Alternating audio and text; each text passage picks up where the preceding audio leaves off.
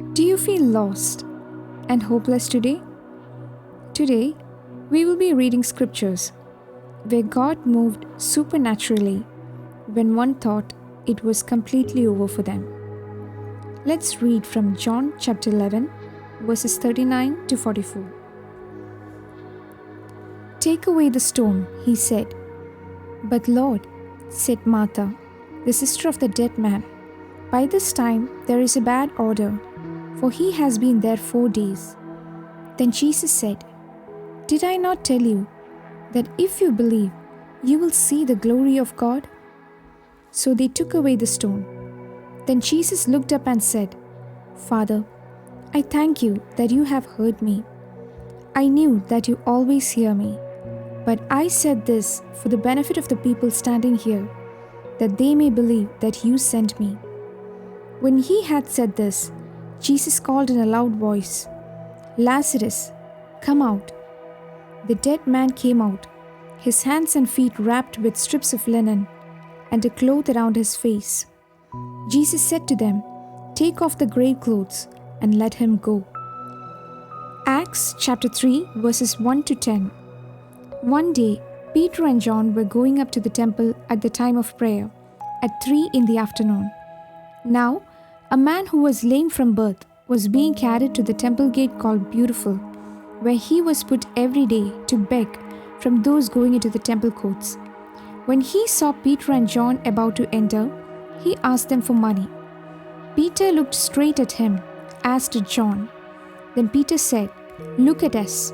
So the man gave them his attention, expecting to get something from them. Then Peter said, "Silver or gold I do not have, but what I do have I give you. In the name of Jesus Christ of Nazareth, walk." Taking him by the right hand, he helped him up, and instantly the man's feet and ankles became strong. He jumped to his feet and began to walk. Then he went with them into the temple courts, walking and jumping and praising God. When all the people saw him walking and praising God, they recognized him as the same man who used to sit begging at the temple gate called Beautiful, and they were filled with wonder and amazement at what had happened to him. Luke chapter 7 verses 11 to 15. Soon afterward, Jesus went to a town called Nain, and his disciples and a large crowd went along with him. As he approached the town gate, a dead person was being carried out, the only son of his mother, and she was a widow. And a large crowd from the town was with her. When the Lord saw her, his heart went out to her, and he said, "Don't cry." Then he went up and touched the bier. They were carrying him on, and the bearers stood still. He said, "Young man, I say to you, get up." The dead man sat up and began to talk, and Jesus gave him back to his mother. Genesis chapter 21 verses 14 to 20. Early the next morning, Abraham took some food and a skin of water and gave them to Hagar. He set them on her shoulders and then sent her off with the boy. She went on her way and wandered in the desert of Beersheba.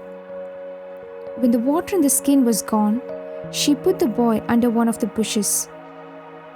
Then she went off and sat down about a bowshot away, for she thought, "I cannot watch the boy die." And as she sat there, she began to sob. God heard the boy crying, and the angel of God called to Hagar from heaven and said to her, "What is the matter, Hagar? Do not be afraid. God has heard the boy crying as he lies there.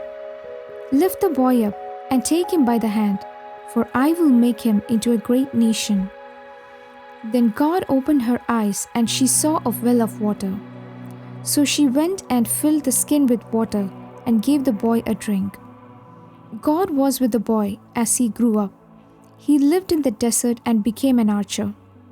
God moves supernaturally, beyond our expectations, in ways we cannot see or imagine, in times when we least expect it. May God strengthen you and bless you with these scriptures.